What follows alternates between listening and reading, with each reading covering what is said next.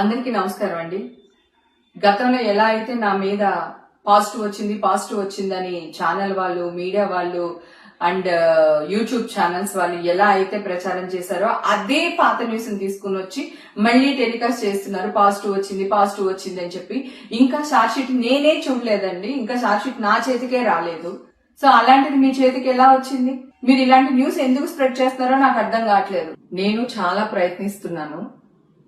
ఈ మధ్య కాలంలో ఎన్టీవీలో మళ్ళీ న్యూస్ యథావిధిగా చేస్తున్నారు.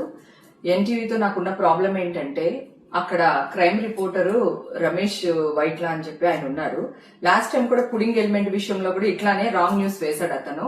నేను ఎన్టీవీకి వెళ్ళాను, అక్కడ ఎవరు లేరండి, చౌదరి గారు రాలేదన్నారు. సరే అండి అని చెప్పి అతని నెంబర్ తీసుకుని ఆయనకి ఫోన్ చేశారు, రమేష్ వైట్లకి ఫోన్ చేసి, ఏమండి నేను లేను అక్కడ, నా న్యూస్ వేయకండి ప్లీజ్, నా పేరు తీసేయండి అన్నా.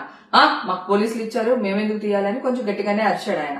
అరిస్తే సరేనండి నేను మాట్లాడుతున్నాను, మీరు అరుస్తున్నారు, సరే మీరు ఎక్కడున్నారు చెప్పండి, నేను అక్కడికి వచ్చి మాట్లాడతాను అన్నా. Okay, Banjara hills police station దగ్గర ఉన్నాను రండి అన్నాడు. సో నేను ఇమ్మీడియట్ గా కాల్ చేసి బంజారా హిల్స్ పోలీస్ స్టేషన్ కి వెళ్ళాను. వెళ్తే అక్కడ అతను లేడు. అక్కడ వాళ్ళందరినీ అడిగే మీడియా వాళ్ళని, ఏమండి రమేష్ వైట్ల ఎక్కడ ఉన్నారు అంటే, లేదండి వెళ్ళిపోయారు అన్నారు. అంటే నేను వస్తున్నాను అని చెప్పిన తర్వాత కూడా అతను అక్కడి నుంచి వెళ్ళిపోయాడు. ఓకే, తర్వాత నేను అక్కడ అరిచాను, ఎట్లా ఎన్టీవీ వాడు న్యూస్ వేస్తాడు నా పైన, నేను అక్కడ లేనని చెప్పేసి అడగడం జరిగింది. అది మీ అందరికీ తెలుసు. ఇప్పుడు కూడా అదే విధంగా మొన్న ఒక అతను ఫోన్ చేశాడు, ఎక్కడి నుంచి, ఎన్టీవీ నుంచి మాట్లాడుతున్నామండి, రమేష్ వైట్ల గారు మీకు ఫోన్ చేయమన్నా, నేను వాళ్ళ అసిస్టెంట్ ని అని అన్నాడు. ఓకే ఏంటమ్మా అని అడిగా. అంటే అదే మేడం ఏంటి విశేషాలు, ఏంటి ఈ న్యూస్ గురించి మాట్లాడదామని ఫోన్ చేశానంటే, నేను అన్నా ఇప్పటి వరకు నన్ను అడిగి న్యూస్ వేసారా, మీ ఇష్టం వచ్చినట్టే వేస్తున్నారు కదా, నాకైతే నేను తీయించుకున్నది నెగిటివ్ వచ్చింది, అక్కడ కూడా నెగిటివ్ వచ్చింది, అయినా మీకు కోటిది వద్దు నాది వద్దు, నేనే మీ దగ్గర వస్తాను ఎన్టీవీకి, మీరు నా టెస్టులు చేపించండి, చేపిస్తే ఒకవేళ పాజిటివ్ వచ్చింది అనుకోండి మీ కాల్ పట్టుకుని క్షమాపణ అడుగుతాను, అదే నెగిటివ్ వచ్చింది అనుకోండి మీరేం చేస్తారో చెప్పండి అని చెప్పి నేను గట్టిగానే మాట్లాడానండి అతనితో. మాట్లాడితే అది కాదు మేడం, ఇది కాదు మేడం అని చెప్పేసి అతను ఫోన్ పెట్టేశారు. ఓకే, ఇమ్మీడియట్ గా నేను ఛాలెంజ్ చేయగానే ఛాలెంజ్ యాక్సెప్ట్ చేయకుండా పెట్టేశారు. కట్ చేస్తే మళ్ళీ సేమ్ హేమకి డ్రగ్స్ తీసుకుంది, దానికి ఇవి వచ్చింది, మళ్ళీ పాజిటివ్ వచ్చింది అనే వేస్తున్నారు.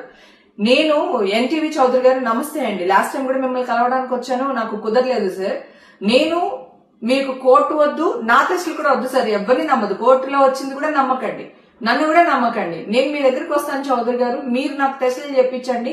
అలాగే టీవీ5 మీరు ఒక్కళ్ళే కాదు న్యూస్ వేసేది, టీవీ5 గానీ, బిగ్ టీవీ గానీ, ఆర్టీవీ గానీ, ఇవన్నీ కూడా ఇవే న్యూస్లు ప్రచారం చేస్తున్నారు సార్. నేను ఇంత గట్టిగా వాదిస్తున్నాను, మీరందరూ చాలా పెద్ద పెద్ద పర్సనాలిటీస్, పెద్ద పెద్ద వాళ్ళు మీరందరూని, మీ దగ్గర నేను ఒక ఛాలెంజ్ కి నించుంటున్నాను అంటే అర్థం ఏంటి సార్?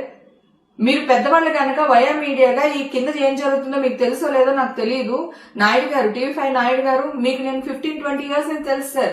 గతంలో మీ ఇంటి పార్టీస్ కూడా నేను వచ్చాను, ఫంక్షన్స్ కి వచ్చాను, మీకు నా గురించి బాగా తెలుసు సార్, నేను ఎలాంటి దానిలో తెలుసు. రాత్రికి ఇంత మర్యాద రాలేదు సార్, హేమక్కని బిరుదు రాలేదు నాకు. నేను వాదిస్తూనే ఉన్నాను సార్. మా ఇంటికి వచ్చి బిర్యానీ పెట్టి లైవ్ లోకి వెళ్తే కూడా వాదిస్తుంది, బొకాయిస్తుంది అనే వేశారు. నా టెస్ట్లే లేవండి, నేను ఇప్పుడే ఇస్తున్నాను, మీరు ఎలాగ నెగిటివ్ వచ్చింది పాజిటివ్ వచ్చింది అని వేస్తున్నారు అని అడిస్తే ఓవర్ యాక్టింగ్ చేస్తున్నా హేమాని ప్రచారం చేశారు సార్ మీరు. అలాగే రవిప్రకాష్ గారు, మీరు కూడా నాకు చాలా చోట్ల కనిపించారు, చాలా పార్టీస్ లో మనం కలిసాం, డిమానిటేషన్ టైంలో కూడా కలిసాం, నేనేంటో మీకు తెలియదా? అలాగే టీవీ5 యాంకర్స్, ప్రముఖ యాంకర్స్ తో కూడా నేను పార్టీస్ చేశాను, బర్త్డే పార్టీస్ కి అటెండ్ చేశాము, మన సంగీతకి అదే అటెండ్ చేశాము, నేనేంటో మీకు తెలియదా సార్? సో దయచేసి మిమ్మల్ని అందరిని అడుగుతున్నారు, రాధాకృష్ణ గారు, ఏబిఎన్ రాధాకృష్ణ గారు, ప్లీజ్ అండి, మీ పెద్దవాళ్ళు కనుక మీ 4-5 డిసిషన్ తీసుకుని ప్రింటింగ్ మీడియా వాళ్ళని, యూట్యూబ్ మీడియా వాళ్ళని, మీ మీడియా వాళ్ళని ఒక చోట చేర్చుకుని మీరందరు డిస్కషన్ చేసుకుని నన్ను పిలవండి సార్, ఎక్కడికి రమ్మంటారో చెప్పండి, నేను వస్తాను. డ్రగ్స్ అనేది నా బాడీలోనే ఉంటది కదా సార్, నాకు టెస్టులు చేయించండి అంటున్నాను కదా, నేను పబ్లిక్ గా వస్తాను అంటున్నాను. ఒకవేళ పాజిటివ్ వచ్చింది అనుకోండి సార్, మీరు ఏ శిక్ష వేసినా నేను భరిస్తాను, ఆ శిక్షను అనుభవిస్తాను నేను. సరే నాకు నెగిటివ్ వచ్చింది అనుకోండి సార్, మీ పెద్దలందరూ కలిసి ఏం చేస్తారో మీరే నిర్ణయం తీసుకోండి సార్. ఆల్రెడీ ఫిలిం న్యూస్ వాళ్ళందరికీ నేను ఫోన్ చేశాను, నేను ఫిలిం రిపోర్టర్లు అందరికీ ఫోన్లు చేశాను, వాళ్ళ అసోసియేషన్ కింద ఒకటి ఫామ్ అయి ఉంది కదా, వారికి ఫోన్లు చేశాను నేను. సాక్షి టీవీ స్వప్నతో కూడా మాట్లాడాను. అలాగే డిజిటల్ మీడియాకి సంబంధించి గ్రేట్ ఆంధ్ర మూర్తి గారితో ప్రేమతో కూడా డిస్కషన్ చేశాను. లక్ష్మీనారాయణ ఎన్టీవీ, మన ఇది వరకు మీ టీవీలోనే పనిచేసేవాళ్ళు ఎన్టీవీలో, ఇప్పుడు టీవీ9 కి వచ్చారు, అతనితో మాట్లాడాను, రాంబాబుతో మాట్లాడాను, నాయుడుతో మాట్లాడాను, స్వప్నతో మాట్లాడాను, తర్వాత శేఖర్, వంశీ, మా ఫిల్మ్ న్యూస్ వాళ్ళు ఎవరైతే ఉన్నారో వాళ్ళందరితో మాట్లాడాను సార్. నాకు టెస్టులు చేపించండి, మీరు ఎక్కడికి రమ్మన్నా వస్తాను, మీరేం చెప్పినా చేస్తాను, ఒకవేళ పాజిటివ్ వస్తే మీ ఇష్టం అని వాళ్ళందరితో కూడా మాట్లాడాను సార్.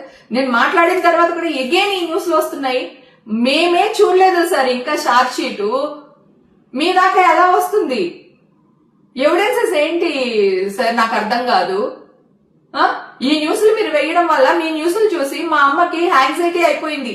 మొన్న నైట్ ఇక్కడికి తీసుకుని వచ్చారు సార్. నిన్నంతా నిమ్స్ లో ఉండి డాక్టర్ భూషణ్ గారు మా అమ్మగారికి ట్రీట్మెంట్ చేస్తున్నారు. 75 years మా అమ్మగారికి. ఆవిడకి 2 కిడ్నీలు పనిచేయవు సార్, 70% పనిచేయవు ఆవిడకి. బ్లైండ్ లో క్లాట్ ఉంది దానికి. ఈ గుండు పాడుకున్నది పుట్టలేదు, డోర్ పెట్టుకున్నది పుట్టలేదు, ఊడ్చులాడుతున్నారంట ఏడు చెప్తున్నారు. అంతే, అదే అది కూడా పుట్టలేదు నాకు. మీ వల్ల నేను పరువు కోసం చచ్చిపోతాను సార్, పరువు కోసం చచ్చిపోతాను నేను. నా ఫ్యామిలీ తలదించుకునే పని ఈ రోజు వరకు చేయలేదు. నా ఇండస్ట్రీ నా వల్ల తలదించుకునే పని ఏ రోజు చేయలేదు సార్.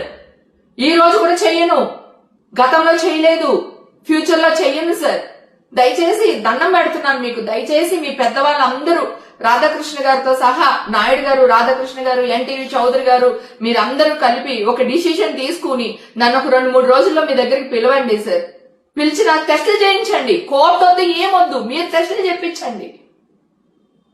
నేను రెడీగా ఉన్నాను.